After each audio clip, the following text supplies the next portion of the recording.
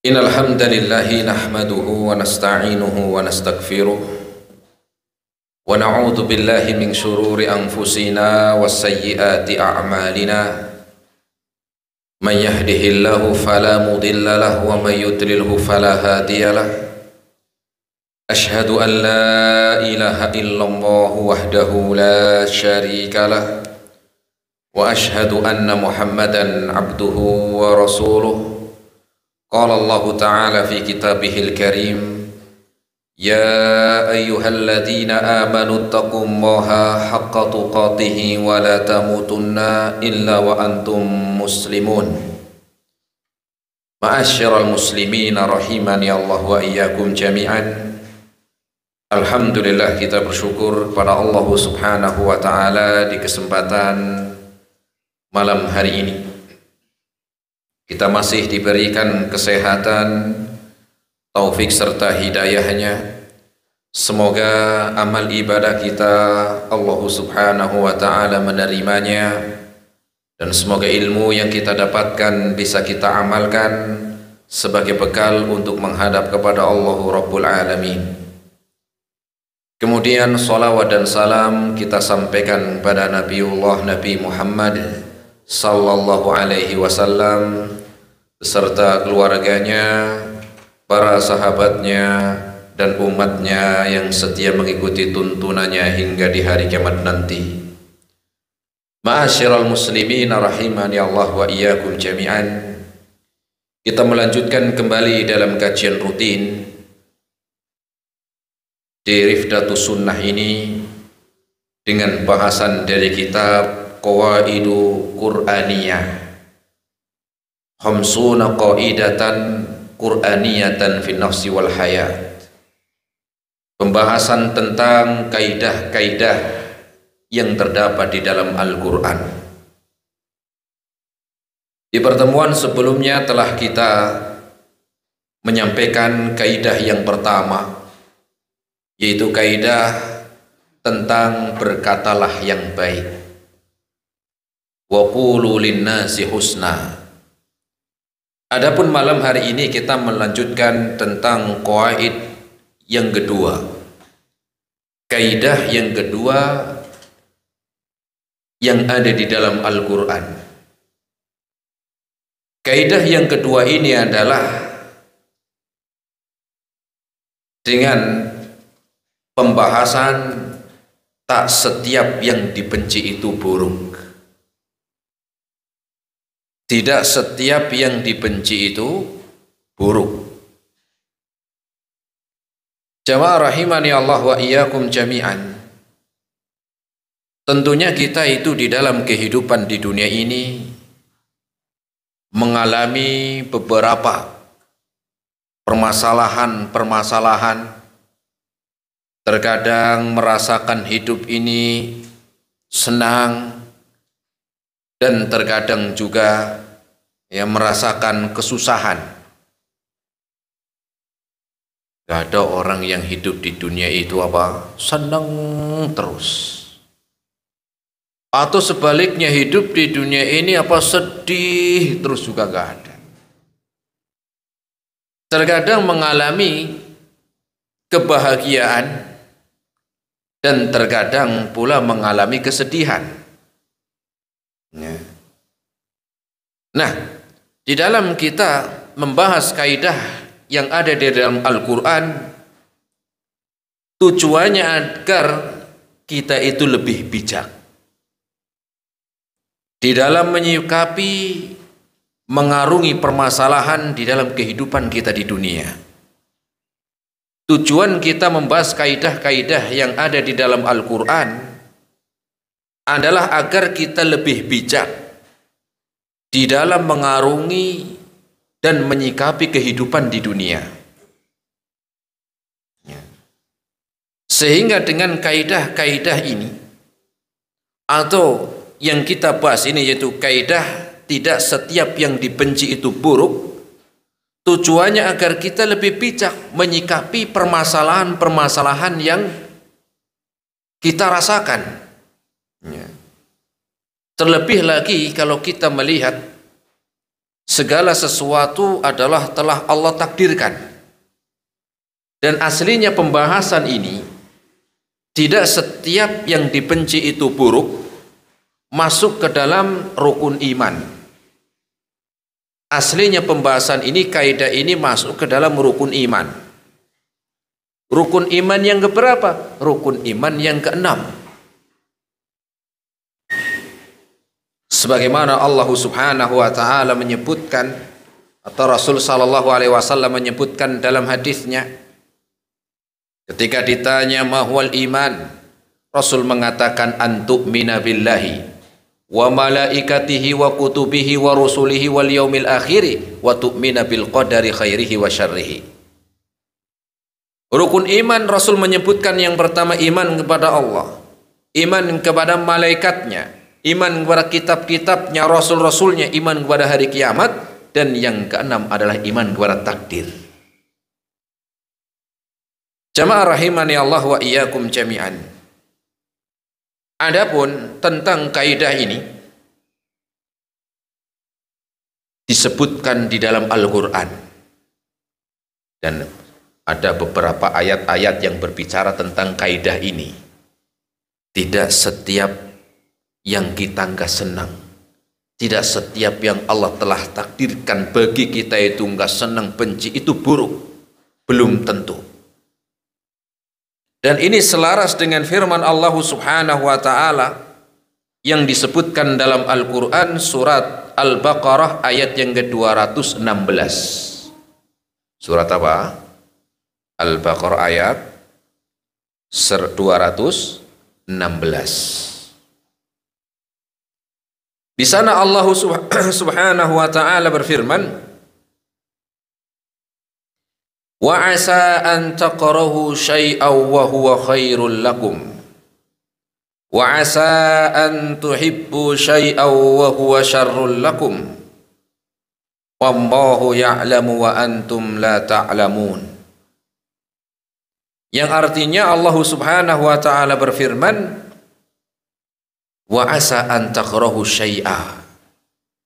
Terkadang itu kalian membenci sesuatu. Wa huwa khairul lakum, padahal itu baik untuk kalian. Wa asa an tuhibbu syai'a wa huwa syarrul lakum. Dan terkadang engkau menyukai, menyenangi, mencintai sesuatu yang aslinya hakikatnya itu adalah buruk buatmu, buruk untuk kalian. Allah tutup, wallahu ya'lamu wa antum la ta'lamun.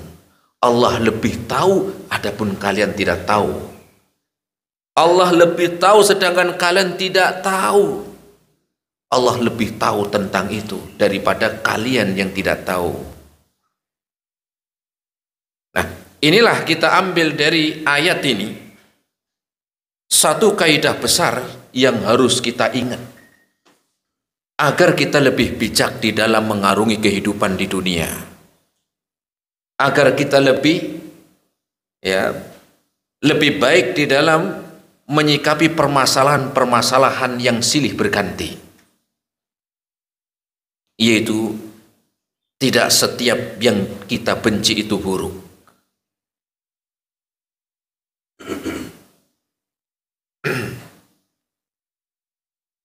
Kemudian di sana disebutkan, kalau kita melihat ayat ini,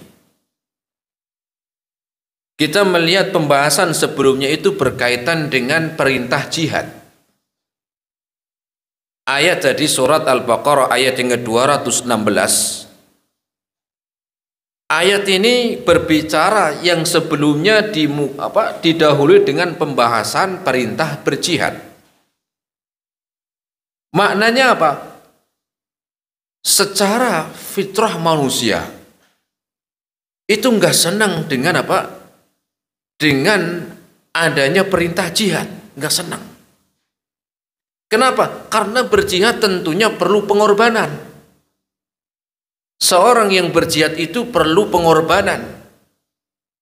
Nggak senang. Kenapa? Penuh dengan pengorbanan, nggak senang. Kenapa? Pengorbanan dengan harta,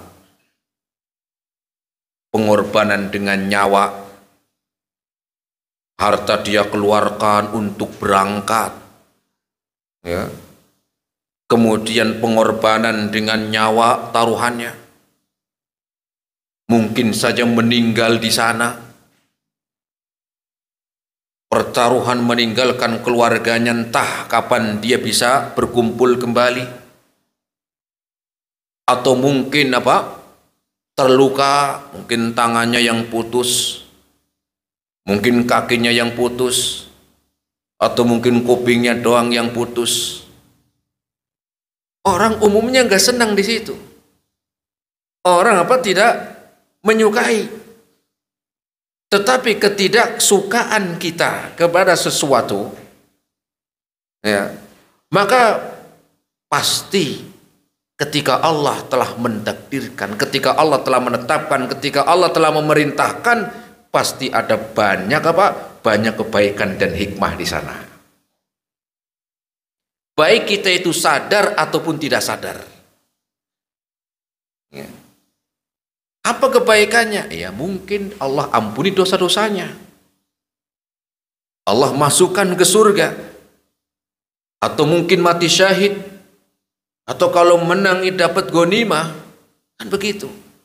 Ketidaksukaan kita kepada sesuatu yang Allah telah tetapkan, ya, pasti di sana sebenarnya ada kebaikan yang kita itu sering tidak menyadari. Ini ayat yang pertama. Yang kedua sekarang, disebutkan dalam Al-Quran surat An-Nisa ayat yang ke-19. Kaidahnya masih sama, cuma pembahasannya beda. Kalau tadi jihad fisik, ya, kalau ini lebih kepada perasaan, nah begitu. Surat apa tadi? An-Nisa ayat 19. Allah Subhanahu wa ta'ala berfirman, wa'ashiruhunna bil ma'ruf fa in karihtumuhunna fa'asa an taqrahu syai'a wa yaj'alallahu fihi khairan katsira. Yang artinya, dan hendaklah kalian pergauli istri-istri kalian itu dengan yang baik. Pergaulilah istri kalian dengan cara yang baik. Bermuamalahlah kalian dengan istri kalian dengan cara yang baik. Fa in karihtumuhunna, ketika sudah berusaha berbuat baik kepada istri, bermuamalah dengan cara yang baik, berakhlak baik, bertanggung jawab dan seterusnya, apabila kalian membenci, ya, fa in karihtumuhunna, ketika ada sesuatu sifat yang kau nggak senang di situ, pastinya namanya pasangan kan nggak sempurna, ya, sebagaimana halnya kita, kalau nyari yang sempurna ya nggak ada, ya. Maka pastinya kita akan mendapati dalam diri pasangan itu ada yang enggak kita senangi, gitu maknanya. Lebih ke perasaan. Apa kata Allah? Fa'asa an taqrahu syai'an wa yaj'alallahu fihi khairan katsira. Tetapi ingat, barangkali ketika engkau membenci sesuatu sifat yang ada diri pada istrimu atau suamimu, pasanganmu, wa yaj'alallahu fihi khairan katsira, Allah telah memberikan, yang menjadikan dalam pasanganmu itu kebaikan yang banyak. Tidak setiap yang dibenci itu buruk, maknanya gitu, ya. Apa perbedaan dengan ayat yang pertama? Ayat yang pertama itu Allah sebutkan ayat sebelumnya tentang berjihad, gak senang, fisik, harta, benda, kematian, ya. Adapun yang kedua ini lebih kepada apa? Lebih kepada perasaan. Maknanya ketika engkau mendapati pasanganmu tidak sesuai yang kau inginkan, jangan buru-buru dipegat, gitu maknanya. Apa pegat? Ya, cerai. Ya, jangan buru-buru dicerai, begitu. Tapi dalam sifat yang kau tidak sukai pada diri istrimu, ada nilai-nilai kebaikan yang banyak di situ. Tidak setiap apa yang kau benci langsung tinggal, jangan begitu maknanya. Ya, tidak setiap apa yang kau benci ya itu buruk, belum tentu maknanya begitu. Ya. Pasti di sana ada kebaikan-kebaikan. Pasti di sana ada kebaikan-kebaikan yang mungkin di sana kita itu nggak sadar. Karena orang itu baru sadar ketika nikmat itu dicabut. Orang baru sadar kalau nikmat itu dicabut baru sadar. Contoh, orang baru sadar nikmatnya sehat kapan? Lagi sakit. Lagi sakit baru sadar. Kenapa? Nikmatnya dicabut. Enak ya enak ya sehat. Memang kenapa? Iya, saya lagi sakit begini baru. Sama juga pasangan baru sadar ketika sudah nggak bareng. Nyesal saya. Tahu begini saya nggak begitu dah kemarin. Itu dia maknanya. Tahu begini nggak begitu kemarin. Itulah maknanya Allah Subhanahu wa taala mengingatkan, sesungguhnya ada di setiap sesuatu yang kalian benci itu tidak semuanya buruk. Nanti dulu.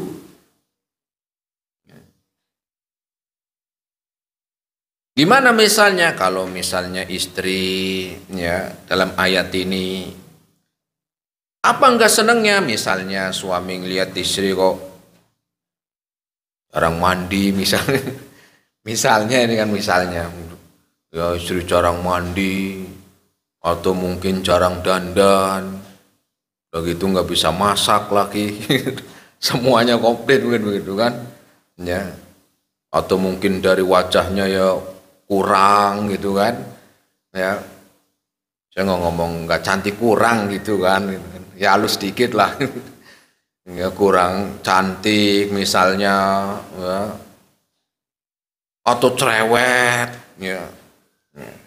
Ini kan sifat-sifat yang terkadang suami itu kurang senang, ya. Jarang mandi, jarang dandan, cerewet, nggak bisa masak, kurang cantik, ini semuanya.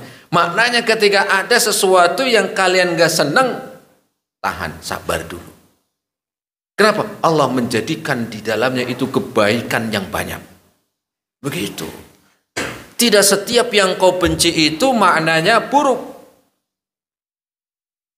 Barangkali dari istri tadi, ya, barangkali dari istri yang seperti itu, ya, jenengan punya anak-anak yang soleh, yang solihah, betul? Yang nanti jenengan meninggal dunia, anaknya jenengan apa? Doain siang malam. Dari mana tuh anaknya keluar? Dari istri tadi,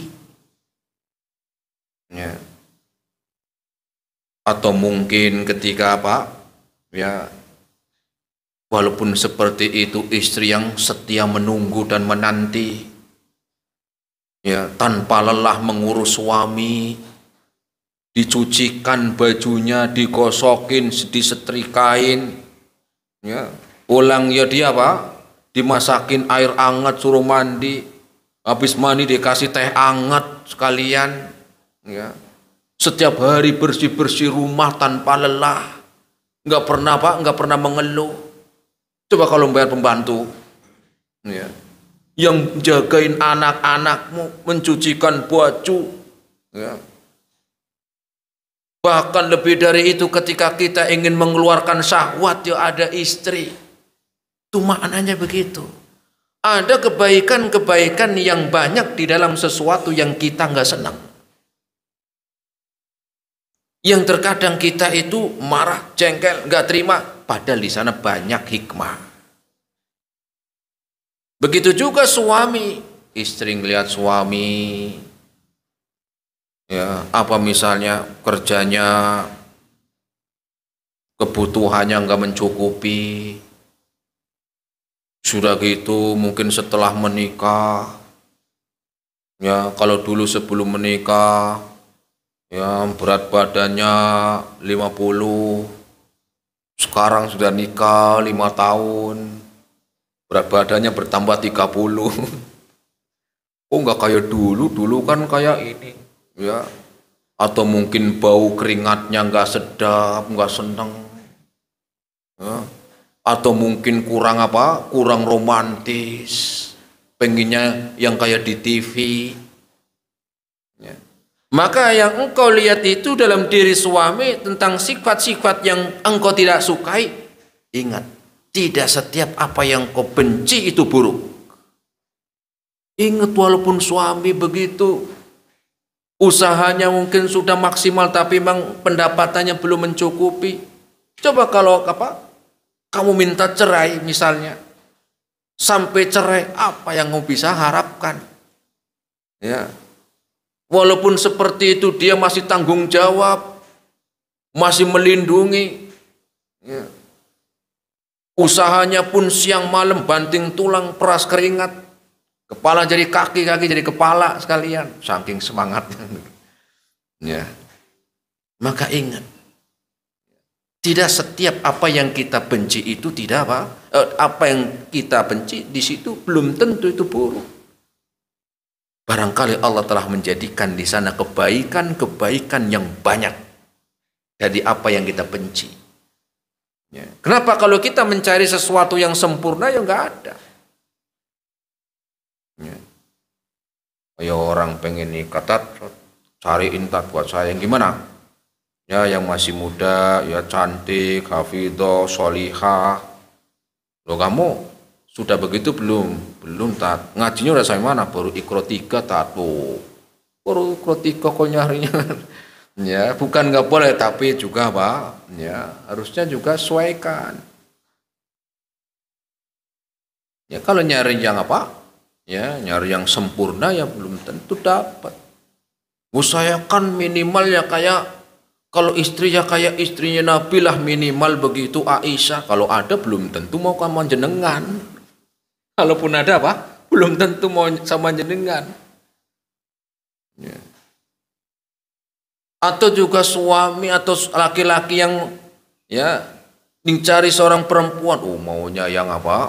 Oh aku maunya yang begini mas, yang hafalannya banyak, suaranya bagus, merdu.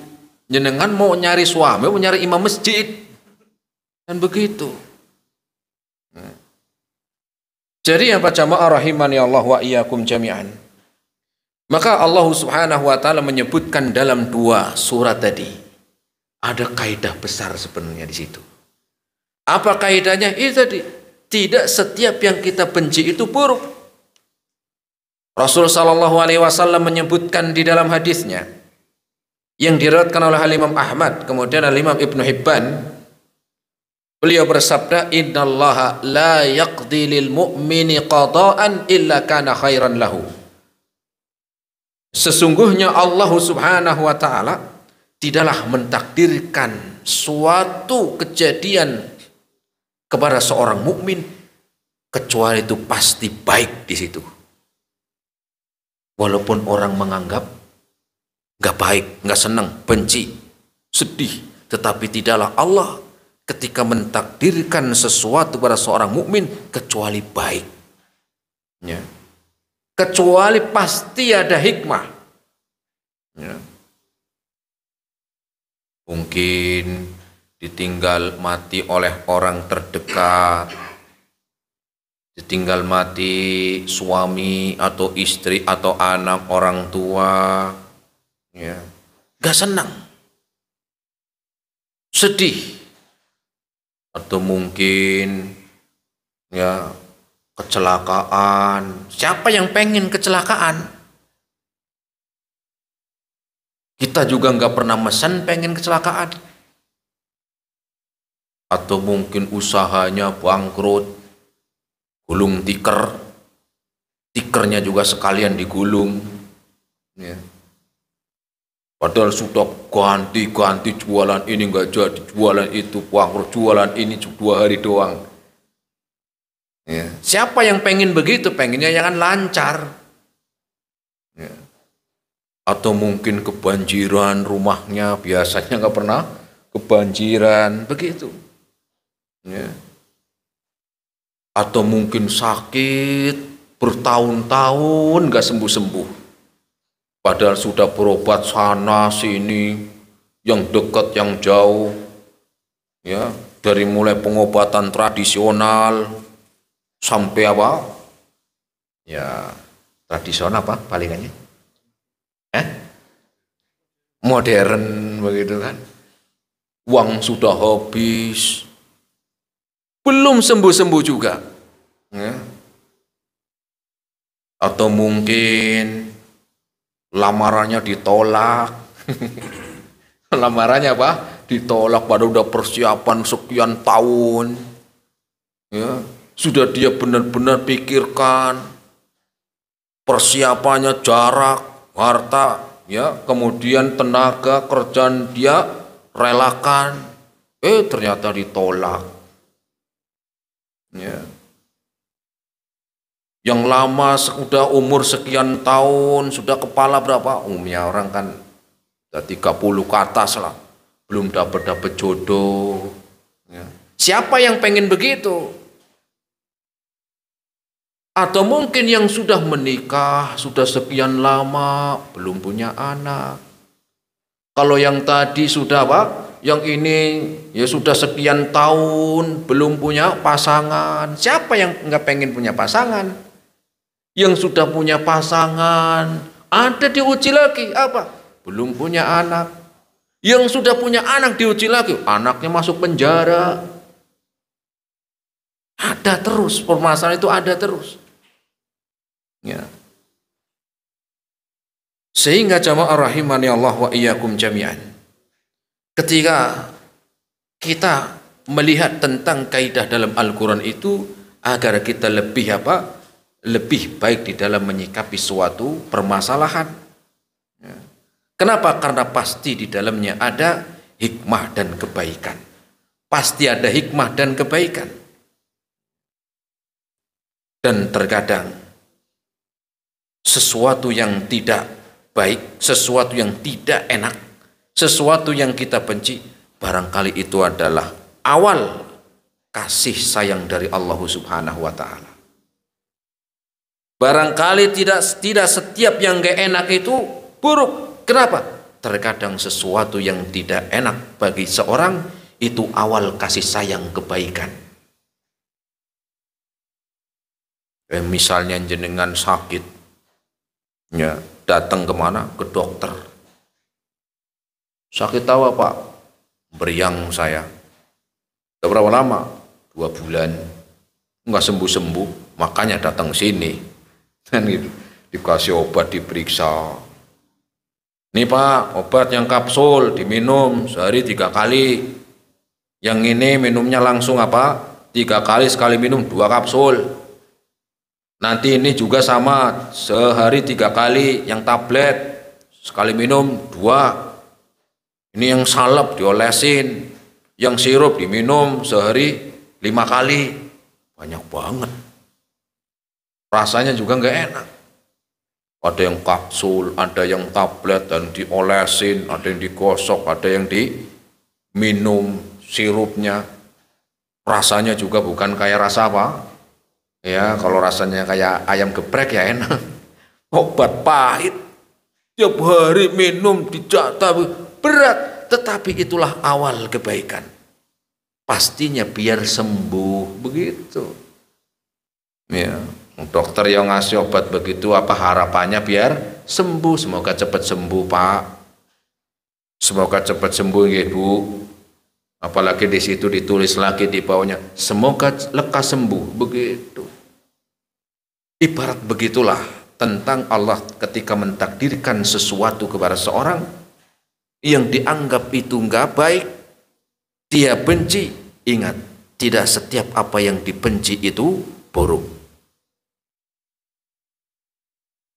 Disebutkan dalam hadis yang diriwayatkan oleh Imam Abu Dawud, Rasul sallallahu alaihi wasallam bersabda, "Innal abda idza sabaqat lahu minallahi manzilatan lam yablughu bi'amalihi." Sesungguhnya ada seorang hamba yang Allah Subhanahu wa taala angkat derajatnya. Ya, Allah angkat derajatnya dan dimasukkan, ya, ditempatkan di kedudukan yang tinggi. Ya. Jadi masukkan apa? Ya, ditempatkan di surga kelas eksekutif, itu mah begitulah. Lam yablughu bi amali, padahal kalau dilihat dari amalnya nggak pantas dia dapat derajat besar tinggi kelas eksekutif. Kaget dia, loh, oh aku di surga begini ya. Harusnya saya amalannya nggak dapat begini. Ya.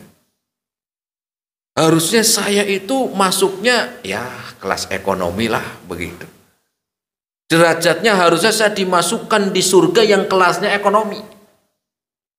Atau kalau lebih ekonomi ya bisnis lah begitu. Ini eksekutif. Padahal dari amalnya nggak nyampe dia. Untuk bisa sampai derajat bisnis itu aja nggak dapat. Harusnya ekonomi dia. Tetapi kaget dia, loh kok saya masuk surga apa? Kelasnya kelas eksekutif gitu loh, paling tinggi gitu. Ya. Apa kata Rasul? Padahal walaupun dari amalnya, aslinya dari amalnya dia nggak pantas dapat itu. Ternyata Allah apa? Meninggikan derajat seseorang dengan diberikan kebaikan yang besar bukan dari amalnya saja. Apa kata Rasul? Ibtalahullahu fi jasadihi. Allah dulu di dunia pernah menguji dia. Allah telah mentakdirkan untuk dia, Allah uji dalam jasadnya. Allah uji lewat apa? Jasadnya. Sakit-sakitan terus. Sabar, husnudzon, ya, banyak berdoa, banyak mengharap pahala, sakit-sakitan. Dalam jasadnya Allah uji. Atau mungkin cacat, terlahir tidak seperti orang normal. Siapa yang mesen begitu? Siapa yang pengen? Tetapi itu Allah telah menetapkan. Sabar dia walaupun seperti itu. Atau terlahir dalam keadaan salah satu dari anggota badannya ada yang kurang. Ya, baik itu mungkin tangannya atau kakinya atau telinganya atau matanya yang buta. Ya, Allah uji lewat sana. Ya. Au fi malihi, ataupun ketika dia dalam jasadnya sempurna, tidak kurang apapun, Allah uji yang lain dengan lewat hartanya. Hidupnya susah banget. Boro-boro mau beli rumah buat ngontrak aja susah. Ya. Boro-boro mau jalan-jalan ke luar negeri. Untuk makan aja harus puasa Senin Kemis. Ya bukan makannya Senin sama Kemis, enggak. Maksudnya mungkin susah. Ya. Utangnya banyak. Ya. Atau mungkin usahanya maksimal tapi tetap aja masih kurang. Kebutuhannya sehari 100.000, pendapatannya cuma 50.000. Sabar, usaha. Allah uji lewat dia bersabar. Awaladihi, atau Allah uji lewat, ada yang Allah uji lewat apa? Anaknya. Allah uji lewat anaknya. Ya. Anaknya enggak sesuai seperti orang tuanya.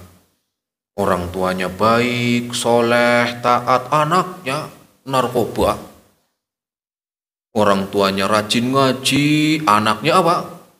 Anaknya masuk penjara. Orang tuanya rajin baca Quran, anaknya mabuk mulu. Allah uji lewat itu. Summa sabbarahu, kemudian dia bersabar. Ya. Bersabar ketika Allah uji lewat penyakit dalam jasadnya atau kekurangan dalam penciptaannya, hartanya, anaknya, hatta yablughul manzilata allati sabiqat lahu minallahi ta'ala, sampai dia ketika meninggal dunia Allah naikkan derajatnya, Allah masukkan ke surga yang kelasnya eksekutif, bukan karena amalannya, tetapi dibangkitkan Ya, ditambah derajatnya di surga nanti karena ditambah ketika diuji. Karena ada ujian itu sehingga diangkat derajatnya. Harusnya kalau amalannya dia bukan di situ tempatnya, tetapi karena sabar ya, dengan ujian yang Allah beri. Siapa yang pengen orang terlahir dalam keadaan kekurangan? Siapa yang pengen seorang yang terlahir dalam keadaan berat? Siapa yang pengen hidup ini dalam keadaan miskin, kesusahan? Siapa yang pengen? Tetapi itulah cara Allah ketika menginginkan kebaikan kepada hambanya. Dan terkadang sesuatu yang kita nggak senang, sesuatu yang kita benci, itu awal dari kasih sayang Allah Rabbul Alamin. Maka harus kita ya, ingat. Terus bagaimana sikap kita? Hikmahnya apa? Ketika kita menghadapi takdir yang Allah telah tetapkan, hikmahnya apa? Ketika kita mendapati, mengarungi hidup di dunia ini, ketika datang sesuatu yang tidak kita inginkan dalam urusan agama, dalam urusan dunianya, atau dalam fisik dan badannya ini, ya, maka yang pertama wajib ingat husnudzon. Itu yang pertama. Apa yang pertama? Sikap kita itu apa? Agar kita teringat dengan kaidah tadi. Kaidah dalam Al-Quran, wa asa an taqrahu syai'aw wa huwa khairul lakum, wa asa an tuhibbu syai'aw wa huwa syarrul lakum. Terkadang engkau membenci sesuatu, tetapi hakikatnya itu baik buat kalian. Maka yang pertama husnudzon. Yang pertama apa? Untuk kita husnudzon kepada Allah Subhanahu wa taala, berprasangka baik. Harus kita mengingat bahwa Allah tidaklah menetapkan sesuatu kecuali Allah menginginkan kebaikan. Berhusnudzon. Jangan sampai kita tidak husnudzon. Ya. Kenapa sering kali ya, hikmah itu akan datang setelahnya. Baik itu hikmahnya kita langsung tahu, atau besok, atau seminggu lagi, atau setahun lagi, atau tahun depan. Hikmah itu pasti ada gitu loh. Atau ketika di dunia kita belum mendapati kebaikannya, mungkin Allah ganti di akhirat nanti. Seperti tadi hadis Rasul. Dia nggak tahu ternyata karena kesabarannya dia nggak tahu ternyata Allah apa ganti. Sehingga yang pertama kita ya untuk memperbanyak husnudzon, berhusnudzon kepada Allah Subhanahu wa taala. Kemudian yang keduanya, menyikapi permasalahan-permasalahan yang datang kepada kita, takdir-takdir yang telah Allah tetapkan bagi kita. Yang keduanya adalah kita untuk mengingat bahwa Allah Subhanahu wa taala Maha tahu. Allah itu Maha tahu. Allah tidak buta. Allah Maha tahu. Segala sesuatu yang Allah tetapkan Allah tahu. Ya. Karena apa? Karena hikmah terkadang datang langsung ketika itu, atau hikmah terkadang hikmahnya datang besok, atau mungkin sekian tahun baru kita sadar, oh iya Allah telah menetapkan saya dulu begini, padahal saya nggak senang. Ternyata inilah hakikatnya Allah menginginkan kebaikan pada diri saya. Begitu. Yang keduanya ini kita apa? Mengingat bahwa Allah itu lebih tahu. Makanya Allah tadi sebutkan dalam ayat yang pertama tadi, ya, wallahu ya'lamu wa antum la ta'lamun. Allah itu lebih tahu, sedangkan kalian nggak tahu. Ya. Ada cerita diceritain teman jamaah, ya, di mana teman ini dia sudah pengen menikahi akhwat, yang dia perempuan ini cocok, pas dianggap sama dia, pas buat solihah, baik. Ya. Kemudian dia juga sudah ngincer. Apa yang ngincer? Apa bahasa Indonesia ngincer itu? Dia sudah apa ya, rencanain pengen nikah lah gitu, mau dinikahin itu. Ternyata qadarullah, yang dia sudah persiapkan, sudah mau ngomong ke orang tuanya, ya, yang sudah waktu-waktu dia harapkan, ternyata nggak jadi nikah sama dia, nggak jadi. Ternyata keduluan sama temennya udah ngelamar duluan, ya, temennya udah ngelamar duluan, ya, kesel dia akhirnya, telat saya ibaratkan apa ya, menyesali. Nggak dapat itu, bingung saya, keduluan sama teman saya. Wah, kayak nggak ada arti hidup ini. Itu kayak nggak ada arti hidup ini. Sampai setelah menikah tuh temennya, ya, kurang lebih 2 tahun, ketemu lagi sama temennya, cerita-cerita, ini diceritain, ada ketemu gimana, ya ketika teman, karena ini kan teman, ya saya gimana, saya sekarang sudah gak bareng lagi sama istri saya. Loh kenapa? Saya udah cerai. Loh kenapa? Istri saya berkhianat sama saya, berselingkuh dia. Kira-kira orang tadi yang gak jadi nikah bersyukur gak? Alhamdulillah, untung gak sama saya dulu. Oh, terkadang tidak sesuatu yang kita benci itu buruk. Allah lebih tahu. Allah lebih tahu. Ya, siapa sih pengennya yang nggak jadi? Pengennya ya jadi, tetapi Allah telah lebih tahu, sudah mempersiapkan. Jangan malah sudah nggak jadi ditolak langsung kendat. Tahu kendat jangan, ya, gantung diri. Ya, minum baygon, ya, bukan yang begitu. Ya, orang begitu yang nggak ngaji mungkin wajar kan gitu. Ya, orang nggak ngaji ya kayak gitu. Ya, kalau orang tahu ilmu nggak begitu. Di balik itu semuanya ada hikmah, ada hikmah. Ya. Kemudian jamaah rahimani Allah wa iyyakum jami'an. Saya juga pernah diceritain temen, dia dulu kerja di Jakarta, karena kerjanya itu bangunan, tapi dia yang bukan yang langsung tukangnya, yang apa itu namanya, kontraktor ya apa gitu deh, ya begitulah pokoknya, yang bangunan begitu.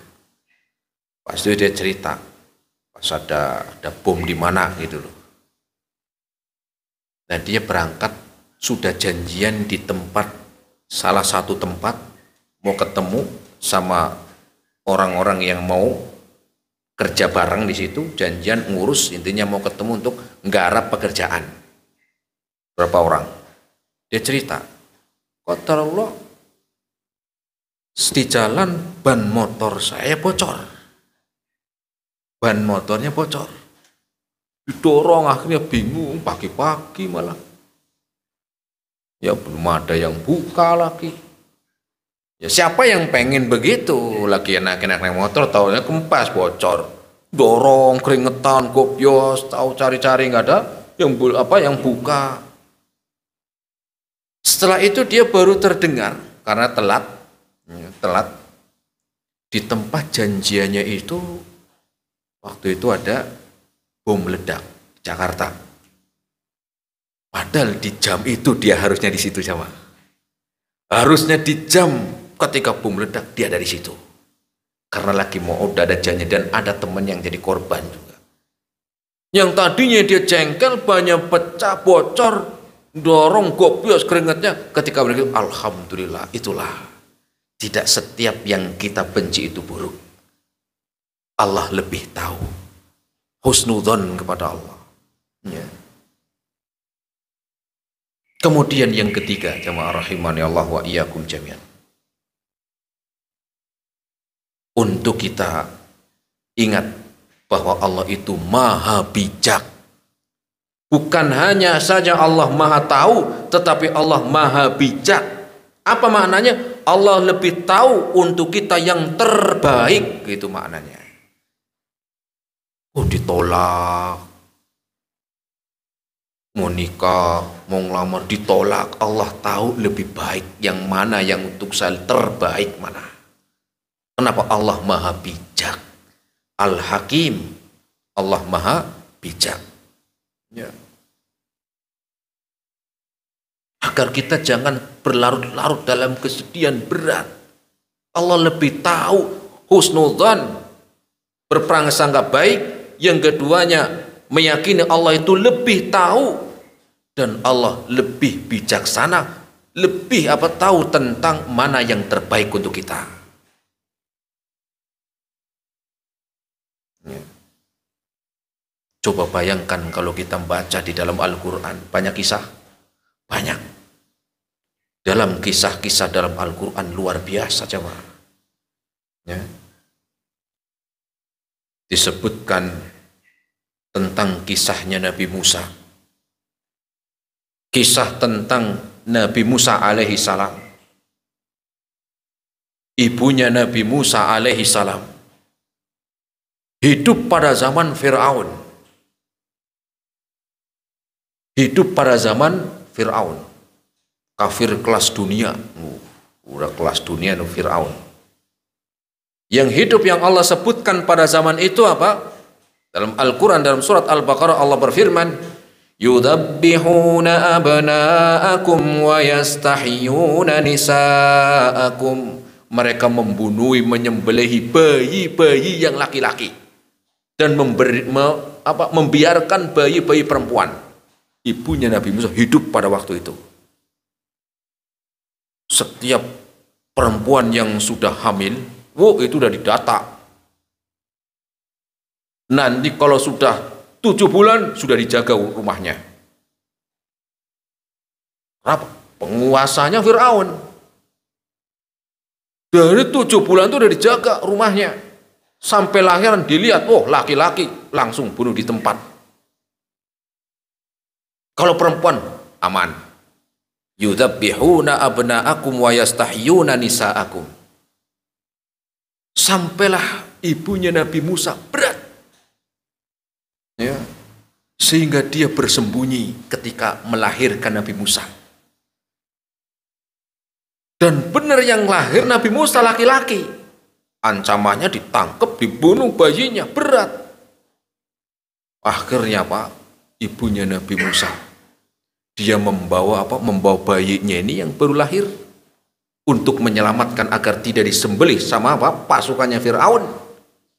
Kemudian dilarung di mana? Di Sungai Nil.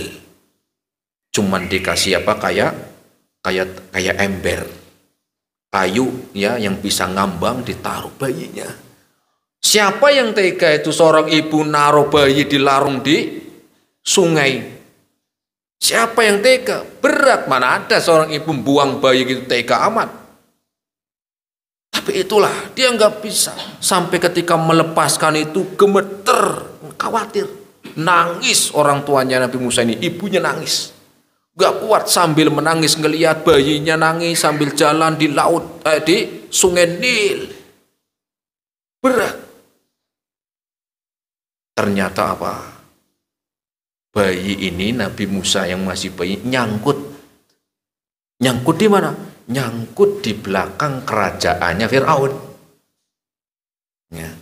Nyangkut di belakang kerajaannya Fir'aun. Ketika ada di belakang sungai itu istrinya. Istrinya siapa? Fir'aun. Ngelihat ada bayi yang yang nangis. Dideketin, loh, kok ada bayi di sini? Diambillah sama istrinya Fir'aun. Oh, sayang ini. Fir'aun tahu, tapi nggak berani. Istrinya yang megang, nggak boleh diganggu. Barangkali nanti bermanfaat. Tapi karena ini bayi harus disusuin. Akhirnya cari perempuan-perempuan yang mau menyusui. dipanggil dayang-dayangnya yang ada istana. Semuanya apa? Nabi Musa Nabi Musa nggak mau semuanya. Nggak mau nyusu dari perempuan-perempuan yang lain. Semua perempuan yang dari istana dipanggil, coba susui nih bayi. Nggak ada yang mau. Ya, Nabi Musa nggak mau. Bingung juga, nangis terus. Akhirnya dibuatlah sayembara. Sayembara menyusui. Sayembaranya apa? Siapa yang mampu menyusui dimuliakan. Ya jelas ibunya Nabi Musa. Ya jelas maunya sama siapa? Ibunya. Ketika banyak orang-orang berbondong-bondong, para wanita ke kerajaan, ke istana, nggak ada yang mau ditolak semua. Sampai akhirnya gilirannya ibunya Nabi Musa. Langsung. Ya, langsung. Ini Allah sebutkan ceritanya dalam Al-Quran, kisah ini. Ketika didekatkan, ibunya tahu ini anaknya, pastinya mau sama dia. Langsung mau. Apa katanya istana? Mulai sekarang Bu, jenengan tinggalnya di istana, aman dijaga. Wow. Kayak Nabi Musa tinggalnya di mana? Di istana. Yang tadinya khawatir, takut, itulah ketika Allah menginginkan sesuatu, maka husnudzon. Ingat Allah lebih tahu, Allah maha bijaksana. Aman Nabi Musa alaihissalam. Ya. Kisah yang lain, Nabi Yusuf alaihissalam. Nabi Yusuf bayangkan, siapa yang pengen dikeburin ke dijatuhin ke sumur. Kalau sumur kayak di sini sih mending, cetek. Sumur di luar kayak apa? Ya. Dari anak-anak sudah dipisah sama orang tuanya. Sudah dipisahkan sama orang tua. 1. 2, dicemplungin ke sumur. Alhamdulillah masih hidup tuh. Siapa yang pengen masih anak-anak dicemplungin ke sumur biar mati? Kemudian ternyata ada orang yang lewat situ mau ngambil air, ketika ngambil air yang nongol anak-anak. Loh, nggak sampai situ juga cobaan, dijual. Ya, dijual itu. Yang membeli orang istana. Itu Nabi Yusuf. Dari kecil tinggal di istana. Cobaan yang dianggap pengen nggak sampai situ. Difitnah. Betul, difitnah. Ya. Padahal nggak melakukan apa-apa. Difitnah sama Pak istrinya raja. Dikiranya mau berbuat jahat. Dipenjara itu. Disebutkan sampai yang memenjarakan Nabi Yusuf itu sudah nggak ingat lagi Nabi Yusuf. Lama nggak kira-kira? Lama nggak? Ya lama. Memenjarakan orang sampai dia sendiri udah nggak ingat. Ya. Siapa yang pengen dipenjara? Gitu loh maknanya. Oh nggak salah apa-apa kok. Nabi Yusuf gak salah apa-apa, difitnah, dipenjara sampai yang memenjarakan tuh lupa, udah dipisah sama orang tuanya, sampai mau dibunuh, dipenjara, ya. Dipisah dengan orang tua. Disebut ada yang mengatakan dipisah sama orang tua itu puluhan tahun jamaah, ada yang mengatakan sampai 80 tahunan. Dipisah sama orang tuanya 80 tahunan kayak apa? Tetapi ternyata di balik itu semuanya Allah mengangkat dia sebagai apa? Manusia terbaik kala itu. Seorang nabi. Enggak cukup sampai di situ. Ternyata Allah akan mengangkat derajat di dunia dan akhirat. Kenapa? Di dunianya dia apa? Sampai akhirnya diangkat menjadi menteri keuangan Mesir kala itu. Nabi Yusuf. Itulah terkadang Allah telah menjadikan kita sesuatu yang tidak kita inginkan. Tapi Allah menginginkan yang baik. Awal dari kebaikan. Ya. Kemudian juga banyak belum lagi kisah Nabi SAW. Ya. Rasul kalau enggak karena ya, mau dibunuh, dikepung rumahnya, enggak hijrah. Siapa yang pengen begitu? Ya. Di tahun keberapa? Ya, tahun pertama kan hijrah, ya. Dikepung, disembunyikan kabarnya mau dibunuh, harus dikepung. Ya. 20 orang sudah dengan membawa pedang. Kemudian apa? Sampailah Rasul selamat. Siapa yang pengen meninggalkan kampung halamannya? Ya, siapa yang pengen meninggalkan tempat waktu kecilnya? Makanya ada istilah mending hujan batu di kampung halaman daripada hujan uang di kampung apa? Karena bukan berarti pengennya hujan batu, enggak, menunjukkan kecintaan kepada tempat tinggal di waktu masih kecil.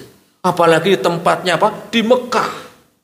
Berat sampai Rasul ketika meninggalkan kota Mekah, Rasul sambil berbalik memandang Ka'bah, nangis. Bahkan Rasul mengatakan, ya, ketika meninggalkan kota Mekah dengan berat hati. Siapa yang pengen begitu? Dikejar-kejar orang. Kalau bukan karena apa? Ya, bukan karena kaumku yang ingin membunuh saya nggak pengen meninggalkan Ka'bah. Saya tidak ingin meninggalkan Al-Haram. Saya tahu engkau adalah sebaik-baik tempat di muka bumi ini. Tapi itulah Rasul pun ya sedih, nangis, kemudian meninggalkan kota Mekah. Tetapi apa setelah itu? Yang terjadi berbalik. Ya, maka orang-orang pun banyak masuk Islam. Menjadi kuat Islam di Madinah. Menjadi tersebar Islam ke seluruh pelosok. Islam pun menjadi kuat. Bahkan disebutkan ya, sampai ketika Rasul meninggal 3/4 dunia sudah banyak orang yang masuk Islam. Ngeri sama itu. Ada hikmah yang dalam dari situ. Baik yang dia sadari atau dia sadari, baik yang dia tahu langsung atau nanti atau besok. Ya. Ummu Salamah, dia disebutkan hidupnya itu susah senang sama suaminya. Ummu Salamah, sama suaminya namanya Abu Salamah, ya, ya gampang lah ya. Ummu Salamah, Abu Salamah daripada Muhammad. Apa disebutkan di sana? Ketika hijrah itu bareng, susah senang bareng, sampai suatu ketika suaminya meninggal dunia. Siapa yang pengen sih suami yang sayang, yang baik, yang tanggung jawab meninggal dan belum tua? Ya tua dikit lah, nggak terlalu, meninggal. Ya, siapa yang pengen? Rasul datang ke sana sampai Rasul mengatakan, berdoalah engkau kepada Allah, berhusnudzon kepada Allah. Berdoalah dengan Allahumma jurni fi musibati wa khluf li khairan minha.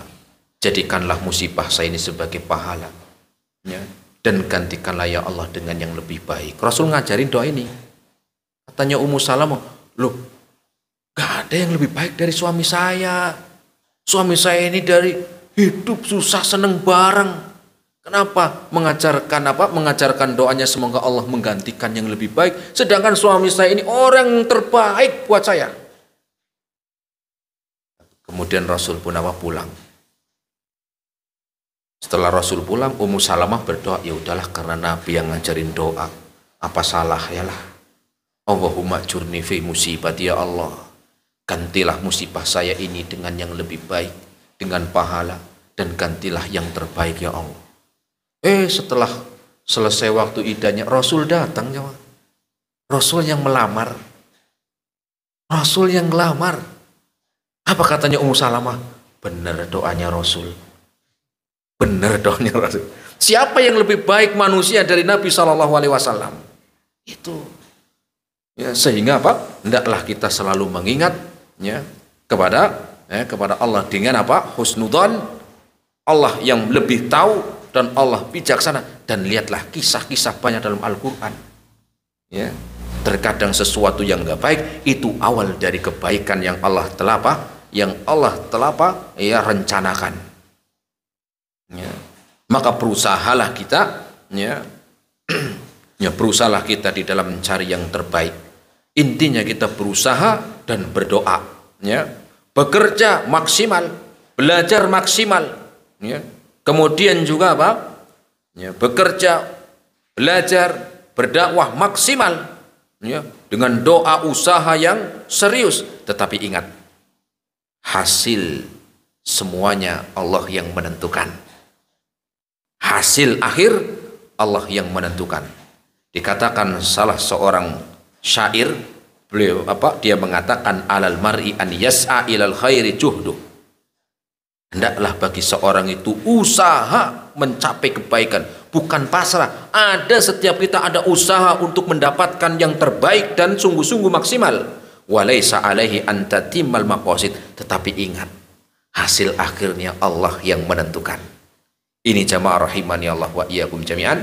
Semoga bermanfaat pada kesempatan malam hari ini tentang kaidah yang kedua di dalam Al-Qur'an, yaitu tentang tidak setiap yang kita benci itu buruk. Semoga bermanfaat dan semoga Allah Subhanahu wa taala menjadikan kebaikan dalam hidup kita di dunia dan di akhirat, dan semoga Allah Subhanahu wa taala mengampuni dosa-dosa kita semuanya. Wa sallallahu ala nabiyyina Muhammad wa ala alihi wa ashabihi wa sallama tasliman katsira. Ada pertanyaan sebelum kita akhiri?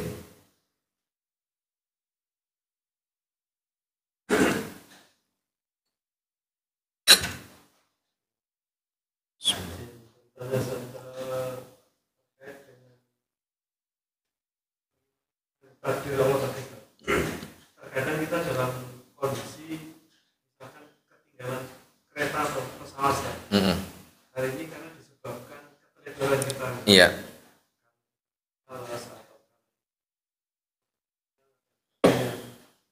atau kita yang lalai, kemudian kita dalam jalan kereta dan ada informasi misalkan kereta itu ada sesuatu, apakah itu tetap akhirnya buat kita itu menjadi takdir yang baik buat kita, tapi apakah itu kemudian akan menjadi pembenaran tentang terkait kelalaian kita atau kemalasan kita tadi? Bagaimana kita menyikapi supaya hati kita itu tetap pada tempatnya, bahwa yang salah itu salah, yang benar itu benar. Iya, jadi pertama di sini tentang menyikapi takdir Allah Subhanahu wa taala, bukan pasrah. Ini pertama. Makanya tadi disebutkan walaupun hasil akhirnya itu Allah yang menentukan. Tetapi disebutkan alal mar'i an yas'a ilal khairi juhdi. Maka untuk seseorang itu berusaha maksimal. Ada usaha yang maksimal sungguh-sungguh. Nah, ini yang pertama, ada usaha. Nah, kalau tadi misalnya nyantai, telat, ini bukan. Karena ini berarti menunjukkan tidak semangat, tidak usaha.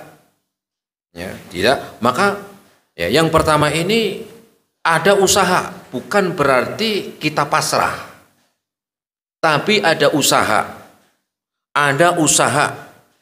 Rasul menyebutkan dalam hadisnya, lau tatawakkalu haqqa tawakkuli, seandainya kalian itu benar-benar bertakwa.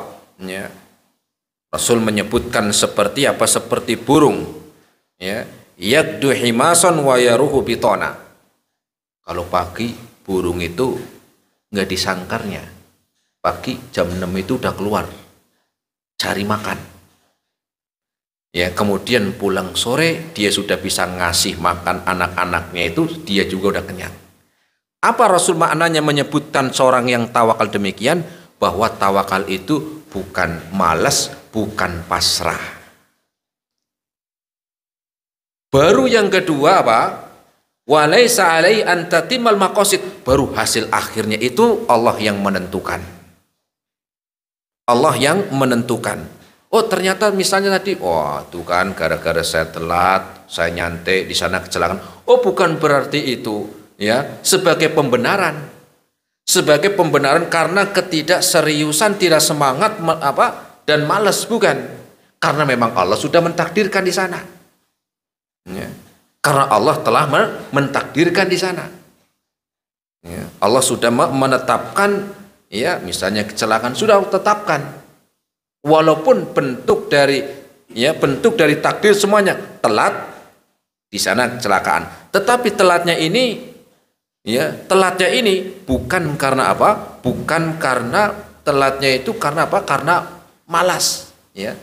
Telatnya seorang ini karena malas. Berarti sebenarnya telatnya ini sudah ya kesalahan pada diri sendiri, ya. Walaupun ya aslinya tetap ya di akhirnya itu ya Allah Subhanahu wa taala yang menentukan. Seandainya tadi udah semangat bener, kemudian kecelakaan, ya itu juga sudah takdir Allah. Sudah takdir Allah.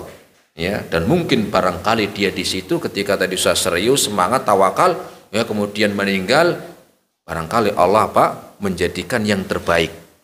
Karena dianggap kebaikannya itu bukan selamat atau enggaknya. Bukan dia selamatnya dari kecelakaan atau tidaknya, tetapi dianggap baik bagaimana dia di dalam menyikapi perintah Allah, itu maknanya. Bukan di akhir itu, ya, tetapi bagaimana kita menyikapi perintah-perintah Allah, bukan di dalam ya keburukan yang menimpa. Karena itu Allah telah menetapkan. Allahu a'lam bishawab. Gitu Pak. Nah, silakan ada yang lain. Assalamualaikum warahmatullahi wabarakatuh. Waalaikumsalam warahmatullahi wabarakatuh. Ada tadi seorang bisa diuji misalnya dengan putranya terkena narkoba. Iya. Itu ujian bagi orang tuanya. Iya. Sementara bagi anak sendiri yang terlibat narkoba itu, dia itu apakah karena menjadi ujian orang tuanya, apakah ini dianggap sebagai korban atau bagaimana menanggapi kita? Ya. Wassalamualaikum warahmatullahi wabarakatuh. Waalaikumsalam warahmatullahi wabarakatuh. Maka pertama, kita mengetahui hasil akhir itu di tangan Allah. Cuma bukan berarti kita itu pasrah.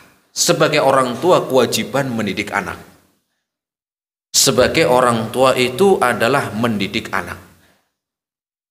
Ketika dia sudah maksimal berusaha mendidik anak, membersamai, mengajarkan yang baik-baik, tetapi tadi hasil akhir ternyata anaknya narkoba. Maka ini sebagai ujian buat orang tua. Berbeda dengan orang tua yang memang lalai. Nggak pernah ngajarin, nggak pernah yang ngajak yang benar, nggak pernah ngingetin, didik enggak, narkoba. Itu juga Pertama, ya. Pertama itu juga bisa ujian. Ujian apa? Biar eling. Itu mana? Apa eling? Biar ingat. Oh ya, selama ini saya salah. Selama ini saya melalaikan anak saya. Selama ini saya nggak peduli dengan agamanya. Itu juga sebagai ujian. Dengan itu dia itu kembali. Oh yes, mungkin selama ini saya nggak ada ini sama anak. Ini mungkin sebagai ujian saya dan sebagai teguran Allah untuk saya. Semoga setelah ini saya berusaha yang terbaik. Itu juga bisa. Ya, walaupun ya orang tadi, ya orang tua tadi, semuanya sudah Allah tetapkan seperti itu. Cuman ada yang pertama yang sudah ada usaha. Contoh seperti Nabi Nuh alaihi salam. Kurang apa Nabi Nuh? Anaknya sudah berkali-kali Nabi masalah. Padahal Nabi coba bayangkan. Ya, bahkan sampai ketika mau tenggelam itu Nabi Nuh masih ngajak anaknya. Ya bunayya irkab ma'ana walatakum ma'al kafirin. Wahai anakku, cepat naik kapal, cepat. Mau tenggelam nanti di sini. Ya. Apa kata anaknya? Sa'awi ila jabalin ya'simuni minal ma'. Wahai Pak, kalau benar nanti mau tenggelam Pak, saya mau naik bukit Pak. Bayangkan. Kita itu dibandingkan dengan Nabi Nuh bagaimana? Jelas jauh Nabi Nuh dalam mendidik keluarga, tetapi itulah hasil akhir Allah yang menentukan. Bukan berarti itu Nabi Nuh salah dan mendukung, enggak. Ya, Nabi Nuh sudah usah sampai tadi mau tenggelam masih diajak. Tapi itulah hasil akhir. Berbeda dengan orang yang Orang yang memang enggak peduli.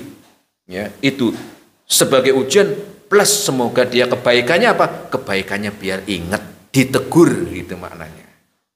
Sakit seperti orang sakit. Mungkin karena saya lalai selama ini. Bisa. Ya, sehingga ketika sehat nanti dia kembali. Sama seperti orang tua tadi. Allahu a'lam. Gitu Pak. Cukup? Ya, kalau nggak ada pertanyaan, kita akhiri pertemuan kita malam hari ini. Semoga bermanfaat. Insyaallah taala kita lanjutkan di kaidah yang ketiga. Wassallallahu ala nabiyyina Muhammad wa ala alihi wa ashabihi wa sallama tasliman katsira. Subhanakallahumma bihamdika asyhadu an la ilaha illa anta astaghfiruka wa atubu ilaik. Assalamualaikum warahmatullahi wabarakatuh.